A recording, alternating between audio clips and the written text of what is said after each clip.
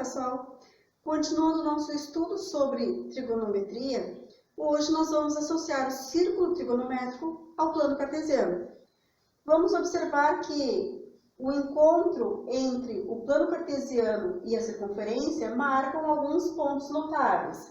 Estes pontos seriam os arcos de 0 graus ou 360, 90 graus, 180 e 270 graus. Vamos recordar também que, como o nosso círculo trigonométrico tem raio de medida unitária, significa que em cada ponto destes arcos nós vamos ter um ponto no plano cartesiano. E estes pontos no plano cartesiano significam uma unidade no eixo das abscissas e, como não houve deslocamento nem para cima nem para baixo no eixo das ordenadas, dizemos 0 unidades no y.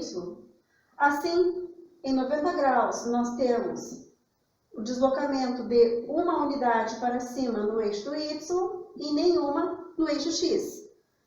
Já em 180 graus, nós temos o deslocamento de uma unidade para o lado esquerdo, ou seja, quantidade negativa, menos 1, e 0 no y. Já em 270 graus, o deslocamento no eixo y ocorreu para baixo, então menos 1, ficando 0 no eixo x. Quanto aos pontos, nós já definimos. Agora, quem são estes pontos? Seno ou cosseno? Bem, vamos recordar, através deste triângulo, que quando nós temos um triângulo retângulo e marcamos um ângulo para estudo, nós temos algumas informações, como a medida da hipotenusa em frente ao ângulo reto, junto ao ângulo que estamos analisando, o cateto adjacente, e do lado oposto ao ângulo, o cateto oposto. Desta forma, nós temos como medidas no eixo x correspondendo ao cosseno, já que o cosseno é o quociente entre o cateto adjacente e a medida da hipotenusa. Quando nós formos analisar o cateto oposto, nós vamos ter a medida do seno, que corresponde ao quociente entre o cateto oposto e a medida da hipotenusa. Para entendermos um pouco melhor, vamos recordar que nós temos uma tabela dos ângulos notáveis, onde nós temos os ângulos de 30, 45 e 60 graus, para seno, cosseno e tangente, onde nós temos que o valor do seno de 30 graus corresponde ao meio, de 45, raiz de 2 sobre 2, de 60, raiz de 3 sobre 2. Para cosseno, raiz de 3 sobre 2, 30 graus, 45, raiz de 2 sobre 2, e para 60 graus, 1 meio. Já a tangente, de 30, raiz de 3 sobre 3, de 45, 1, e de 60, raiz de 3. Vamos observar que este nosso ponto, ele vai ter uma projeção. Essa projeção vai corresponder ao valor do cosseno, que no caso de 30 graus, já sabemos que é raiz de 3 sobre 2. E como seria então o seno de 30 graus? Vamos recordar ainda que quando nós estudamos os triângulos, nós sabemos que a soma dos ângulos internos de um triângulo é 180 graus. Assim, nós vamos prestar atenção que no nosso triângulo, quando nós temos aqui o ângulo marcado de 30 graus, ele se formou nesse sentido. Assim, nós podemos afirmar que, além do ângulo de 90 graus e do ângulo de 30, nós temos neste primeiro triângulo um ângulo de 60 graus, que, ao formarmos um outro triângulo associado a ele, também de 90 graus, que seria já o eixo y, nós vamos ter, junto ao ângulo de 60, um ângulo de 30 graus, que completa os 90 aqui no canto. Assim, nós temos aqui o valor 30 graus e no lado oposto, o cateto oposto. Então, seno, cateto oposto, pela hipotenusa. Ou seja, estes 30 graus vão ter a projeção no eixo Y nesta altura. Este valor corresponde a 1/2.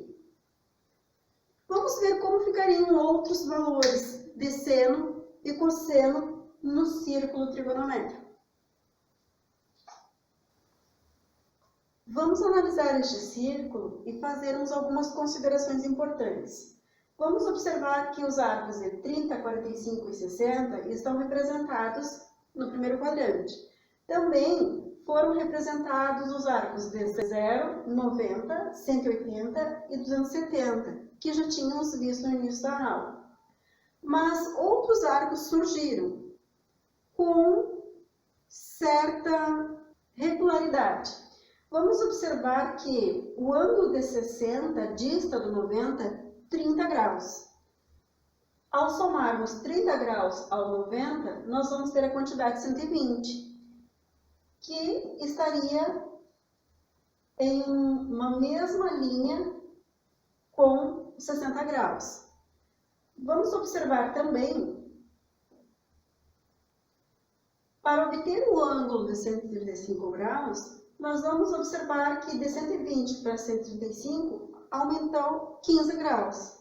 A mesma informação que nós percebemos em relação aos 60 graus no primeiro quadrante. Quer dizer, 45 mais 15, 60. Ou ainda, 45 está distante 45 graus de 90. A mesma informação nós observamos. 135 também está distante de 90 graus, 45 graus. O que nos dá a mesma projeção, raiz de 2 sobre 2. Vamos observar também que a quantidade 150 está distante de 180 graus, 30 graus. O mesmo observado entre 0 e 30 graus, ou seja, 30 graus e 150 graus têm a mesma projeção no eixo Y, 1/2. Com estes ângulos que acabei de citar, nós podemos perceber que existe uma relação entre um valor no primeiro quadrante e um valor no segundo quadrante. Essa mesma correspondência também é possível perceber entre o segundo quadrante e o terceiro. E o terceiro e o quarto quadrante. Através desses três primeiros ângulos, que chamamos de arcos notáveis, nós podemos perceber que os valores 1/2, raiz de 2 sobre 2 e raiz de 3 sobre 2 se repetem entre seno e cosseno entre os quadrantes do nosso círculo, variando apenas quanto ao sinal.